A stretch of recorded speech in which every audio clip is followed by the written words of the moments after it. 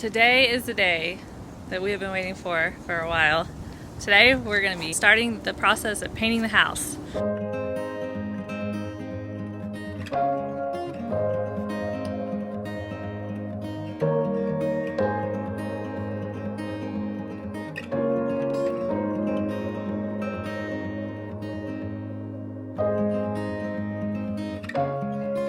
And I say starting the process because we're kind of working against some weather today, so we're probably not going to get very far, but we're ready and we want to get started. So we've repaired all of the mortar joints, we've painted the cinder block foundation, and Chris went around and primed all of the joints that we used some caulking for, because this paint that we're going to be using, which I'll go over here in a second, you have to prime some surfaces, but if you're just having raw brick and mortar, then you don't have to prime it. So he went around, he primed, so we got a lot of little swatches everywhere. And now we are ready to get started. The first thing to do, and what always feels like the most time consuming, is to prep. We used just regular old painter's tape to mask around the windows and then covered them with plastic.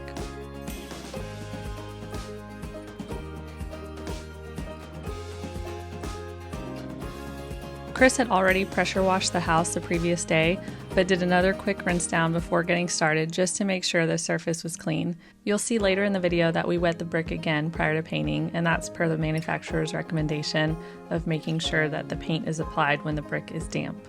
It was then time to get the paint sprayer ready to go. I'll leave a link in the description box for this paint sprayer from Harbor Freight. We've used it on the interior of our house and feel it's been worth every penny.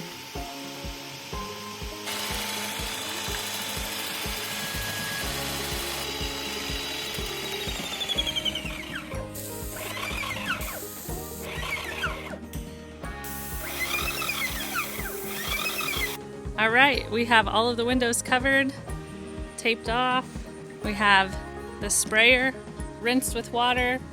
We just gotta prime it with the paint. So now it's time to get the paint ready. This paint comes concentrated, so we needed to dilute it first. For this 15-liter container, it recommends adding 3 to 4 liters of water. We started with the 3 liters and ended up not adding any more because we felt the consistency was good.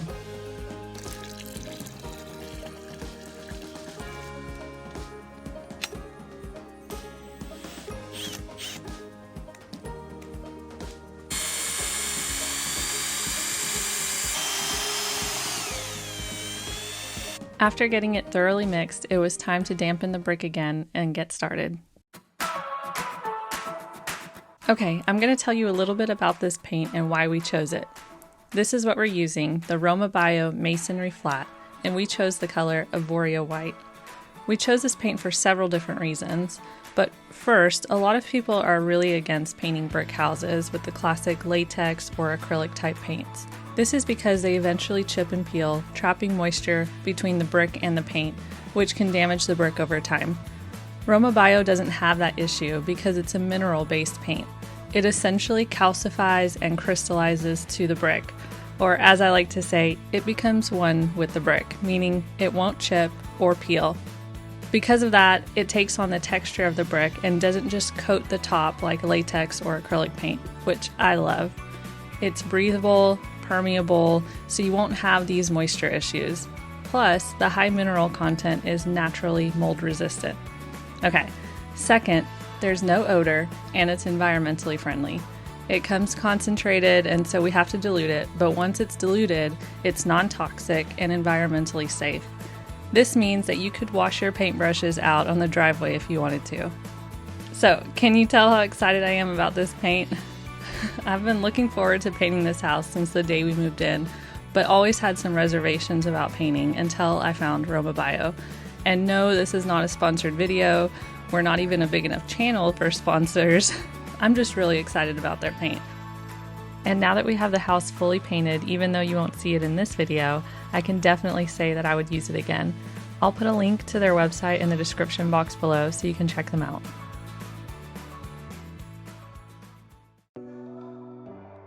It's easy to see from the video the areas that we didn't get as great of coverage, but per the instructions it said not to stress out about the first coat and to use the second coat to achieve that even and finished look. But next time we would definitely spray a bit heavier on those obviously light areas. This is because we realized that going back over all of the grout lines with a brush is essential to get the paint in all of the cracks and crevices. So to have a little bit more paint to spread around would be helpful. But hey, just like everything else we do, we learn things along the way so that the next time we'll do it much better.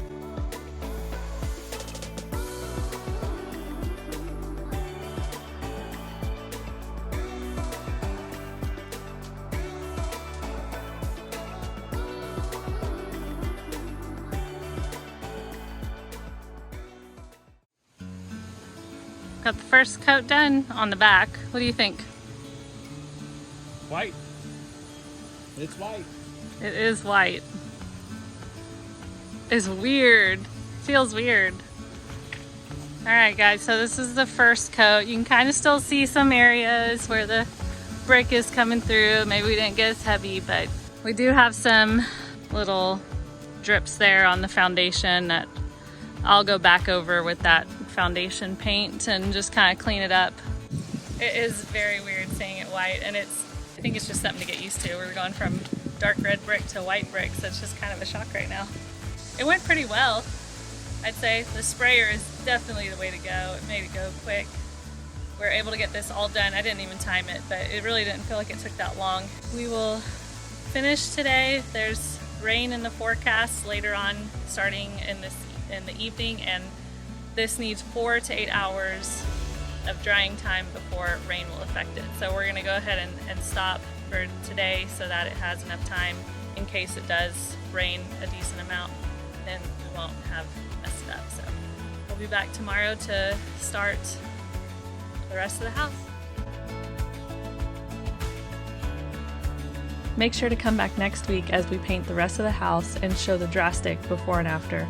As always, thanks for watching, and we'll see you next week.